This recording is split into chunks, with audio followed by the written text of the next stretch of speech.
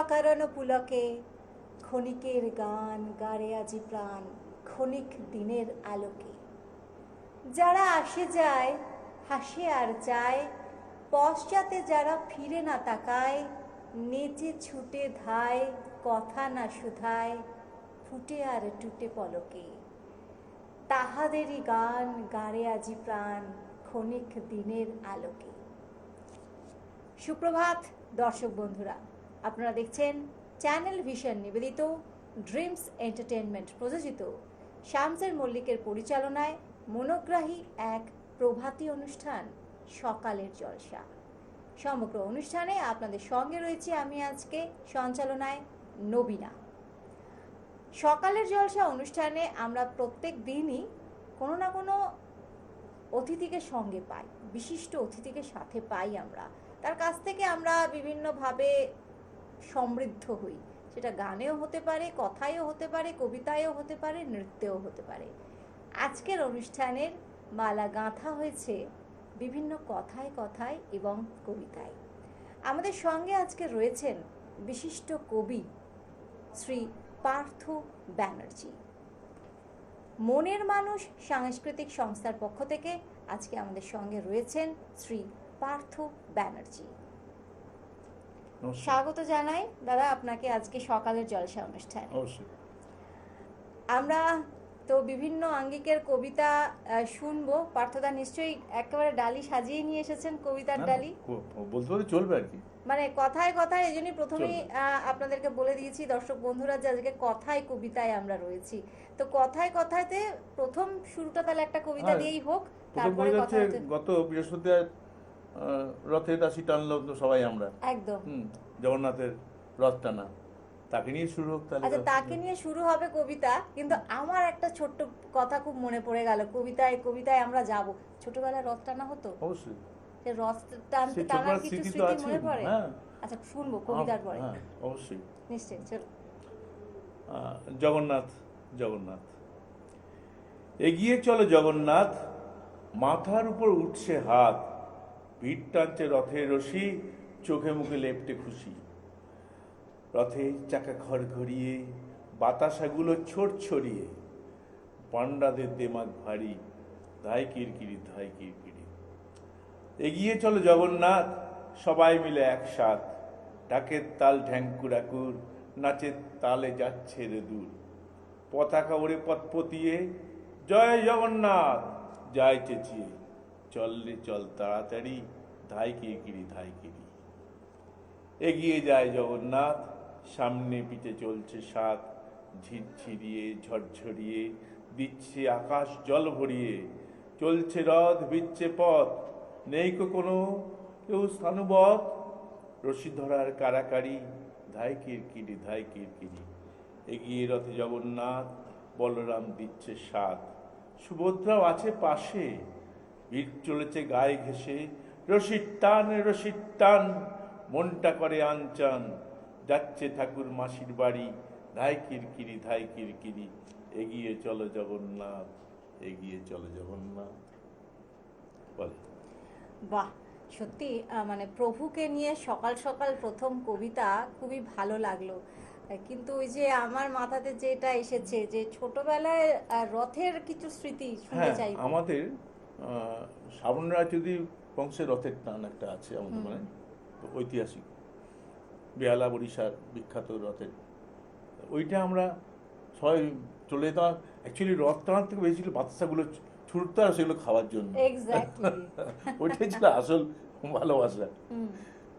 এটা নিয়ে তো ওরা বোসপাড়ায়, বোসদের বাড়িতে, ওদের মা বাড়ি ছিল, জানি না কেন সামনের রাজনীতির বাড়ি থেকে বোসদের বাড়িতে কী করে এলো জানি না, ওটাই চলছে এখনও, সেটা আছে।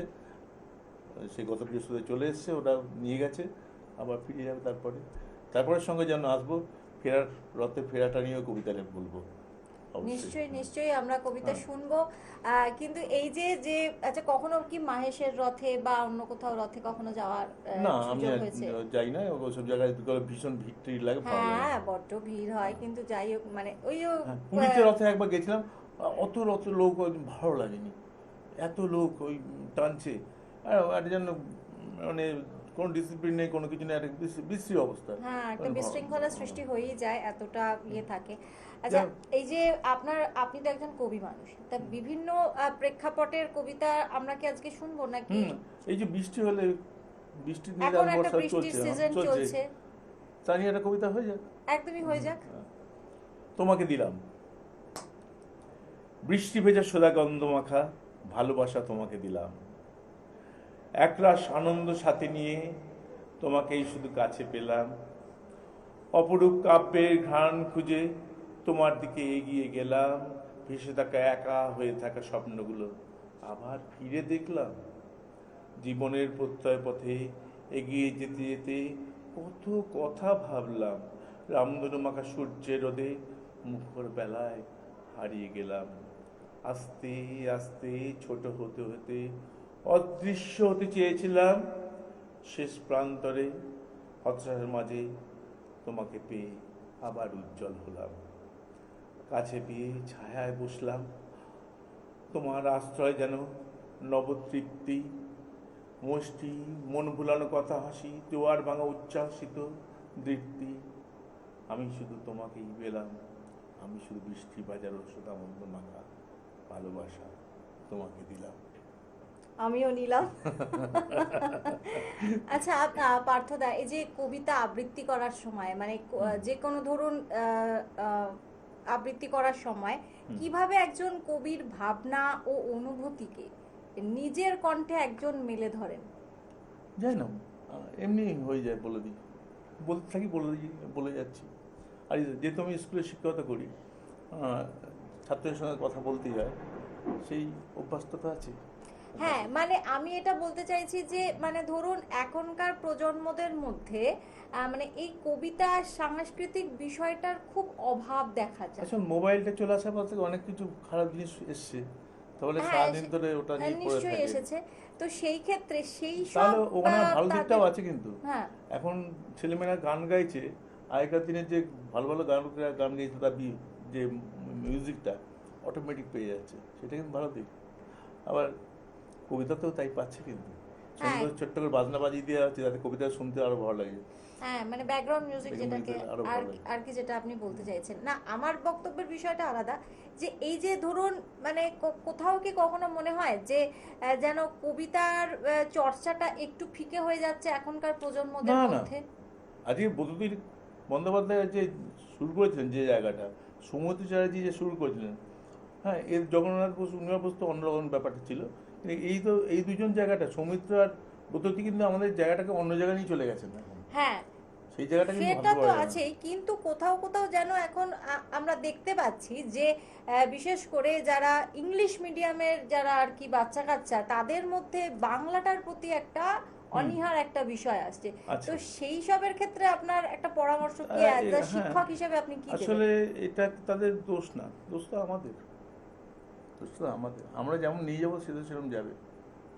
সেটা আমার বাবা মারা মনে করছি যে আসলে আমাদের রাজনৈতিক বিষয়টাই খুব ভালো, মানে ঝগড়ায় আছে। যে রাজনৈতিক দলগুলো যেভাবে আমাদের শিক্ষা জগৎকে ভালোভাবে দেখছে না, শিক্ষা স্বাস্থ্য এই দুটো প্রধান বিষয়, সেই দুটোর ক্ষেত্রেই তারা কিন্তু ঠিক মতো দেখছে না। দেখলে কিন্তু আজকে ভারতবর্ষ অন্যরা চলে যায়, অন্য ভাবনায়। আজকে কর্মক্ষেত্রে চাকরি নেই, বাকি নেই, কী অবস্থা, সেই জায়গা থেকে আমাদের বেরিয়ে আসতে হবে। রাজনীতিদের সেটা ভাবা উচিত। আসলে শিক্ষিত মানুষ রাজনৈতিক জায়গাটা গেলে ভালো হয়, নাহলে আমাদের কিন্তু এই অবস্থাই হবে। যাই হোক, যখন ইংরাজি যখন বললে, তা ইংরাজি কবিতা দ্য রেইনবো ওয়ার্ডসওয়ার্থের, তার একটা অনুবাদ হয়ে যায় বাংলা। বাহ, এটা আমাদের কাছে সকাল সকাল একটা খুব ভালো পাওনা হতে চলেছে। তাহলে দ্য রেইনবো, হ্যাঁ, বৃষ্টির পরে তো রামধনুকে আনতেই হবে। হ্যাঁ, বৃষ্টির পরে রামধনুকে আনতেই হবে। তাহলে চলুন আমরা ছোট্ট চলে কবিতা। যাই পরবর্তী কবিতায়। আকাশে রামধনু দেখলে আমার হৃদয় লাফিয়ে ওঠে বারবার। আমার জন্ম শুরু হওয়ার সময়ও তাই হয়েছিল, সে বৃষ্টির মাঝে সাতরঙা স্বপ্ন দেখার। এখন আমি একজন পুরুষ, যখন আমি বৃদ্ধ হব অথবা আমি মরব, তখনও তাই হবে। শিশু থেকে আজ আমি পুরুষ, তার সাথে পিতাও। আমি চাই আমার দিনগুলি বয়সের সাথে সাথে প্রাকৃতিক ধার্মিকতার দ্বারা জীবনের শেষ বেলায় আবদ্ধ হোক, আবদ্ধ হোক। এ হচ্ছে তার কবিতা ওয়ার্ডসওয়ার্থের। বাহ, খুব ভালো লাগলো। পার্থদার কাছ থেকে আমরা বেশ কিছু কবিতা এখনো পর্যন্ত শুনেছি, খান চারেক হবে বই কি, তাই না? আর ছোট্ট ছোট্ট খুব সুন্দর সুন্দর কবিতা এতক্ষণ ধরে আমরা শুনছিলাম নানা আঙ্গিকের। প্রথমে আমরা জগন্নাথ প্রভুকে দিয়ে শুরু করেছি আজকের কবিতা। তো দেখি এবারে জুলিতে কি কবিতা আছে। বৃষ্টি, আবারও বৃষ্টি। আচ্ছা, কারণ বর্ষাকাল। বৃষ্টি কি ফেভারিট সিজন? আমার খুব এই বর্ষাকাল তো বৃষ্টি নিয়ে থাকতে হবে আমাকে। এক্স্যাক্টলি, হ্যাঁ, কবি মানুষদের মনে বৃষ্টির একটা কবিদের মনে বৃষ্টি একটা অন্যরকমের একটা অনুভূতি থাকে। অনুভূতি আর কি দিয়ে যায়, এক কথা একটা সেই সবুজ ঘাস, দোলা দিয়ে সেই চলে ব্যাঙের যায়। ডাক, তা আছেই। হ্যাঁ হ্যাঁ, তো এখনো কি স্বরচিত কবিতা? হ্যাঁ, আমি একদম। স্বরচিতা বলি না। আচ্ছা চলুন আমরা আরো কবিতা একটি বলি। স্বরচিত কবিতা আপনাদের জন্য। বৃষ্টি তুমি থামছো না, বৃষ্টি তুমি থামছো না, মনে তোমার গান শোনা, অবাক চোখে তাকিয়ে থাকি জানলায় চোখ দিয়ে, কালো মেঘের ঘন ঘটা, চোখের কোণে ঝিলিক ছটা বজ্রপাতের, গাছের পরে শুধু যাচ্ছ পড়ে ঝরে ঝরে, বৃষ্টি তুমি থামছো না, বৃষ্টি তুমি থামছো না, দিচ্ছি তোমায় গঞ্জনা, ঝিরঝিরিয়ে যখন তখন, ঝরঝরিয়ে দেখছে রে মন, দুপুর বেলায় রকম ফেরে শুরু সেই সকাল ভোরে, হাউতাসে তাকিয়ে থাকি রাত হতে আজ অনেক বাকি, তবু বৃষ্টি তুমি থামছো না, বৃষ্টি তুমি থামছো না, পড়ছো শুধু একটানা, বাইরে দেখি বাড়ছে জল, ডুবলো দাদার পায়ের তল, মা মোড়ে না বৃষ্টি ভিজে, কই ধরতে ব্যস্ত কাজে, বুনি খিচুড়ি গন্ধ নাকে, জানিয়ে খাই এই তো ফাঁকে, তবু বৃষ্টি থামছো না, বৃষ্টি তুমি থামছো না, ঘ্যাঙর ঘ্যাং গান শোনা, ব্যাঙের দল ডাকছে মাঠে, ছোটরা পুকুর ঘাটে, ডুব সাঁতারে পুকুর পার, ফন্দি স্কুলেতে না যাবার, সবুজ মাঠে ভর্তি জল, চলছে দেদার খেলা ফুটবল, বৃষ্টি তুমি থামছো না, বৃষ্টি তুমি থামছো না, হচ্ছি এখন আনমনা, বৃষ্টি তুমি থামছো না। বলো কেমন লাগলো? খুবই ভালো লাগলো সত্যি। এই বছরে কিন্তু বৃষ্টিটা থামছেও না যদিও, তো সেই থেকে বোধহয় আপনি একটু অনুপ্রাণিত হয় বৃষ্টি তুমি থামছো না, তাই তো হ্যাঁ, একদম। আপনার নিবেদন। তো এই বৃষ্টি তুমি থামছো নার মধ্যে মানে কি নেই? ব্যাঙের ডাক আছে, আচ্ছা, কিন্তু বলি পুকুরের কথা আছে, খিচুড়ির কথা আছে, কই মাছের কথাও আছে, তাই না? তো কি, আচ্ছা, বৃষ্টির দিনে খিচুড়ি বেগুন ভাজা এটা কেমন মানে না এ দারুণ জিনিস। হ্যাঁ, না না, আমার কথাটা এখনো শেষ হয়নি। মানে খিচুড়ি বেগুন ভাজা না খিচুড়ি ডিম ভাজা? দুটোই, দুটোই লাগবে। চাই। ডিম ভাজা, বেগুন ভাজা দুটোই লাগবে, তার সাথে লাবড়াটা খিচুড়ি। লাগবে সাথে? না না না, ওটা লাগবে না। লাবড়াটা লাগবে না। এই দুটো থাকলে সবকিছু হয়ে গেল। চাটনি ও পাঁপড়। বাবা, পাঁপড় তো আর তো ও আচ্ছা, এই এটা ভাজাগুলো সবই ভাজাটা ভাজাটা থাকবে, ম্যান্ডেটরি হ্যাঁ। একটা ফ্যাক্টর হয়ে একদম, যাচ্ছে, একদম। তাই তো? একদম। হ্যাঁ, আর হচ্ছে ব্যাঙের ডাক, এই যে সারাক্ষণ ডাকতেই থাকে ডাকতেই থাকে, আর চতুর্দিকে ছাতার মতন যে একটা, হ্যাঁ, এটা একটা অতি অবশ্যই একটা প্রকৃতির খেলা, এটা দেখলে আমাদের সত্যি ভালো লাগে। কিন্তু যাই হোক, এবার এগুলো তো part and parcel of life. তো বাংলা ঋতুচক্রে কিন্তু মানে একটা কথা বলতেই হয় যে কবির আমার প্রিয় ঋতু, একদম, তাই না? দুটো, বসন্ত, হ্যাঁ, আর দুটোই প্রেমের ঋতু। প্রেমের। মানে বর্ষাকালেতে কি নেই, বর্ষার মধ্যে মানে আমি যদি কবির ভাষায় বলি, আছে হচ্ছে আনন্দ আছে, বিরহ আছে, মিলন আছে, উচ্ছ্বাস আছে, সব আছে, তাই তো? একদম। আচ্ছা, কথা তো হতেই থাকবে, আবারও কথায় যাব। এবার একটা কবিতা শুনি নাকি? একটা সুকুমারের শশীচরণ পড়েছিলাম, মনে আছে? হুম, হাতি তুলতে পারে যখন তখন। হ্যাঁ তা এখন শশীচরণ তো অনেকদিন হয়ে গেল, হ্যাঁ হ্যাঁ বুড়ো হয়ে গেছে, হ্যাঁ, তাই নিয়ে ছোট্ট কবিতা হয়ে যায়। তাকে নিয়ে একটা ছোট্ট কবিতা, বাহ, চলো।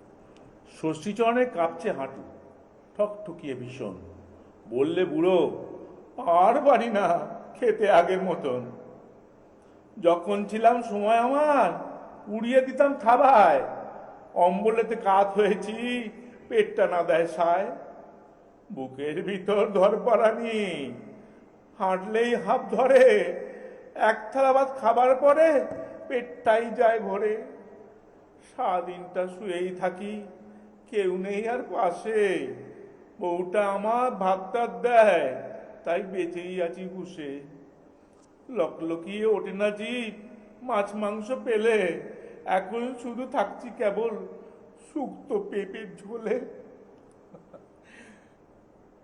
বলো। শুক্তো শুক্তো শুক্তো পেঁপের ঝোলে। সত্যি শুক্তো পেঁপের ঝোল মানে শুক্তো বিষয়টা কিন্তু বেশ এটা বেশ ভালো লাগে, কিন্তু শুক্তো খেতে কিন্তু বেশ ভালো লাগে। আপনার কেমন লাগে? আমার তো বেশ লাগে, ভালোই লাগে। বেশ লাগে। কারণ মানে মুখটা যদি বিস্বাদ থাকে তাহলে কিন্তু শুক্তোর তেতোতে কিন্তু মুখটা বেশ একদম একদম। খুলে যায়। বেশ বড়ি টড়ি দিয়ে শুক্তো দিয়ে বোধহয় আহ, অর্ধেক খাওয়াটা হয়ে যায়, কি বলেন? এটা বিয়ে বাড়ির অনুষ্ঠানে তো বেশি হয়ে যায়।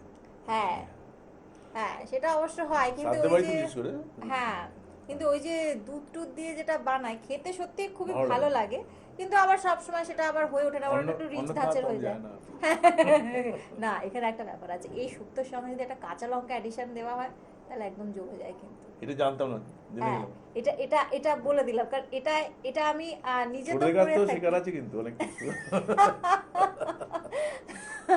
যাই হোক, সাত সকালবেলা বেশ হাসি মজাক করে আমরা আজকের কবিতার পর্ব আহ, আমি তো করছি, দাদা কবিতা পাঠ করছেন আর আপনারা দেখছেন, বেশ ভালো লাগছে।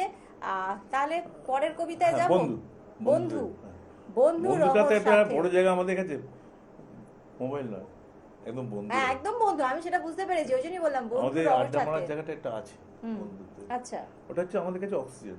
এক্স্যাক্টলি, বন্ধু ছাড়া জীবন চলে না। চলবে না। মানে আমি একটা জিনিস বলতে চাইবো, কবিতাতে তো যাব, মানে মানে মানুষের জীবনে প্রচুর রকমের হাসল অ্যান্ড বাসল থাকে, তাই না?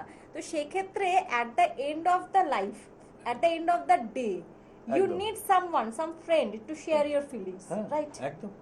তারা আমাদের কাছে আসে না, আমরা অনেক কিছু আবেগে অনেক কিছু হ্যাঁ, করতে পারি।